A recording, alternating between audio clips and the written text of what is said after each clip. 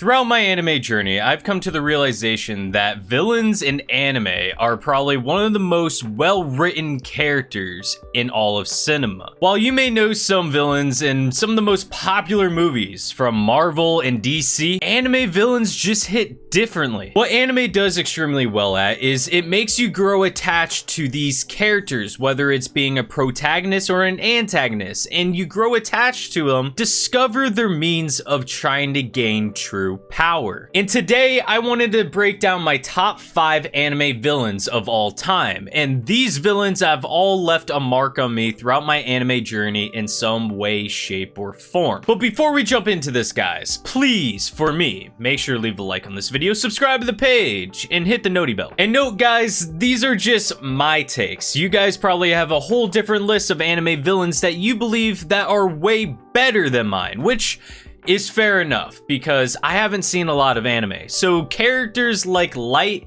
and Griffith from Berserk and Death Note, I don't really know much about those villains. Hence, they will be off my list for today. With that being said, let's jump right into it. And starting at number 5, I have King Bradley from Full Metal Alchemist Brotherhood. And for those of you that have been a fan for the channel for some time now, you guys know I have had a full hatred with Full Metal Alchemist Brotherhood. And the reason is for this clip alone.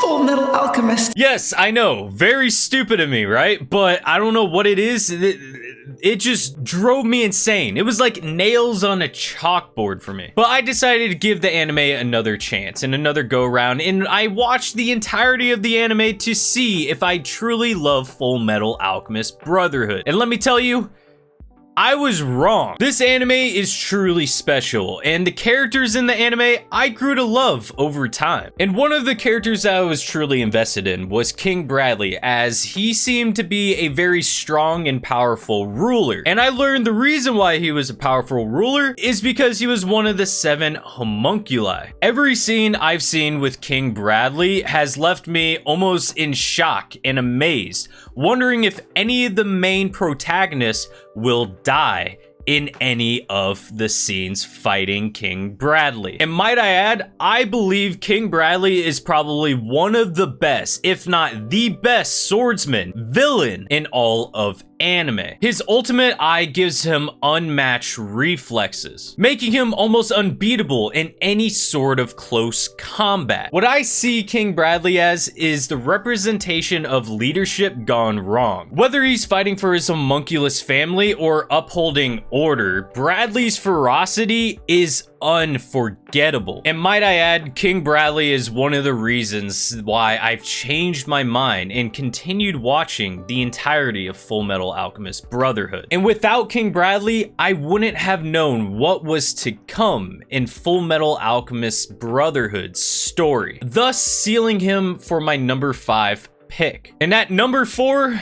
I have Makima. And for those of you that are anime only and don't want to get spoiled, make sure to click off this video right now or skip to possibly this time mark. If I have it in the video, make sure to skip to this time mark right now, because you're going to be absolutely confused why Makima is on this list, but let me explain. Makima is one of those characters that you wish existed in real life until you read that Chainsaw Man chapter. And let me tell you, once I have read the chapter in Chainsaw Man, I was scared to answer doors for about a week. This chapter with Makima made me put down the Chainsaw Man manga for about an entire week because I was not ready for what was to come. Makima may seem like an ally, but she has more hidden agendas than what the anime community can count to. Her manipulation skills are unmatched, bending people's will to achieve her own goals with terrifying ease. And what really sets Makima apart from all the other villains on this list is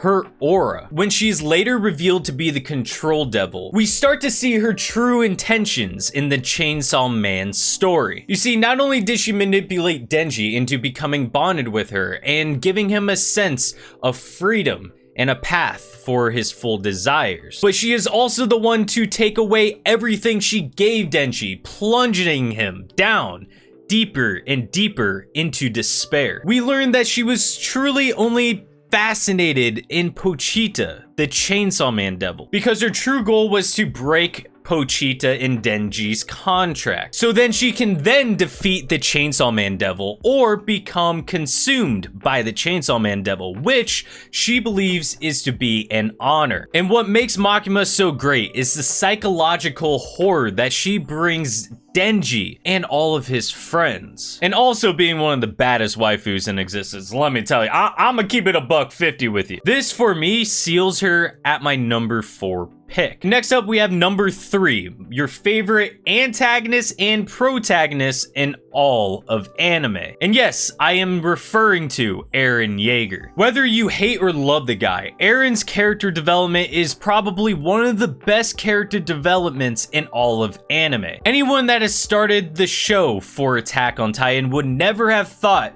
of the route or path that Eren would have followed. Eren starts out as someone that strives for freedom, wanting to know what is beyond the walls that he's lived behind for his entire life. However, we learn that freedom comes with a cost, and for Eren, that is absolute destruction. In anime, there is always a justification on whether the heroes or villains' actions are truly justified. And what makes Eren stand out amongst the pool of villains is his path to darkness. I remember when season 4 just released and the amount of controversy that was on the internet on justifying if Eren's actions were right or wrong. And that today I think is still being discussed and debated amongst the anime community. And to be honest, I believe Eren was in the right. Eren enacting the rumbling truly shows his resolve to obtain freedom for not only himself, but for his friends and comrades that he has met along the way. While yes, killing 95% of humanity, is that a reasonable act? Some might say no, but for me,